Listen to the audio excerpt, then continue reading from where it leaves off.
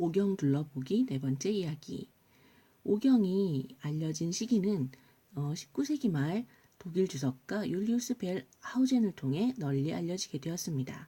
학자들은 오경 배후에 독립된 네 가지 문헌들이 존재했을 것이라고 보고 있는데요.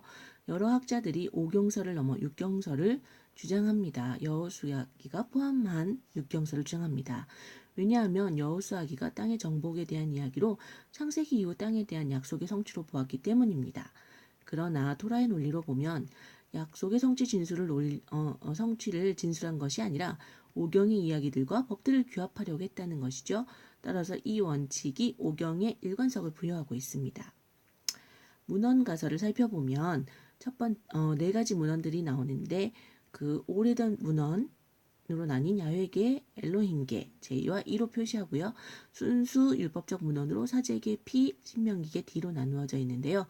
이 중에 야훼계, 엘로힘계, 사제계는 오경 전체 서사체 줄거리들을 채우고 있습니다. 신명기계는 신명기 초기 문헌에서 비롯된 것입니다. 먼저 야훼계를 살펴보면 기원전 10세기경 하느님의 이름을 야훼라고 불렀는데요.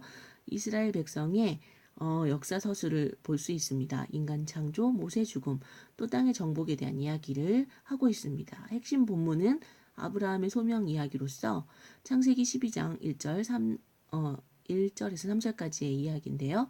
그 이유는 아브라함과의 약속이 다윗과 후계자들에게 성취되었다고 보고 있기 때문입니다. 이것의 기록은 솔로몬 시대 기원전 940년경에 기록되었다고 볼 수 있고요. 저자는 유다 출신의 전승 수집가들이 유다 지파에 특별한 관심을 가지고 있었던 그 수집가들이 썼다고 보고 있습니다. 엘로힘계는 기원전 9세기에서 8세기인데요. 하느님의 이름을 엘로힘으로 부르고 있기 때문에 엘로힘계라고 하고 있습니다. 예호비스트 편집자 통해 야훼계 문헌과 통합된 것으로 보고 있고요. 하느님에 대한 경외심과 도덕적 자세를 강조하고 있습니다. 북왕국 예언자들에게 관심을 갖고 있고 기원전 722년 북왕국 멸망 후 유다로 유입되었습니다. 신명기계는 기원전 7세기에 쓰여졌다고 보이는데요. 신명기의 최초 본문 신명기 12장 26장을 가리키고 있습니다. 기원전 622년 요시야 임금의 개혁으로 예루살렘 성전이 합법적 예배소로 격상시켰는데요. 중앙 집권 정책을 정당화시키는데 기여했습니다. 또 율법과 여러 규정들은 하느님께 대한 사랑이라는 중심 계명에 묶어두었고요. 계약과 선택을 주제로 하느님과 이스라엘의 관계를 강조하고 있습니다. 또 사제계는 기원전 6세기에 쓰여진 것으로 사제 세계의 관심사들로 채워져 있습니다. 시대 배경은 바빌론 유배 시기 각종 제도가 아직 마련되어 있지 않은 미비한 상태였던 이 유배 시기와 또 정치적 자립이 결여되었던 유배 이후로 나눌 수 있고요. 문헌의 의도는 제도들의 정당화를 말하고 있는데 사제 제도와 제2제도, 할례와 파스카의 이 제도들의 정당화를 말하기 위해 문헌이 쓰여졌다고 볼 수 있고 오경이 마지막으로 형성될 때 오경의 기초 문헌으로 작용하고 있습니다.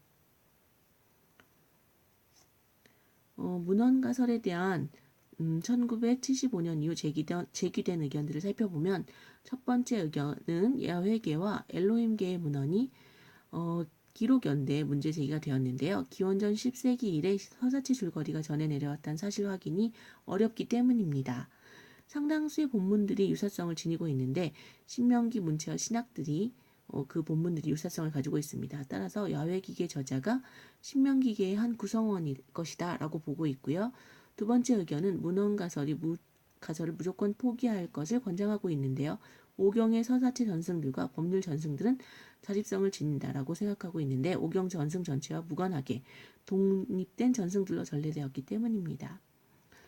오경 연구의 두 가지 부분적인 의견 일치를 살펴보면 토라 안에 사제계 문헌들이 존재하고 있고 토라는 오경 구성에서 중요한 역할을 했습니다. 유배 시대와 페르시아 제국 시대 초기에 중요한 역할을 했다고 보입니다.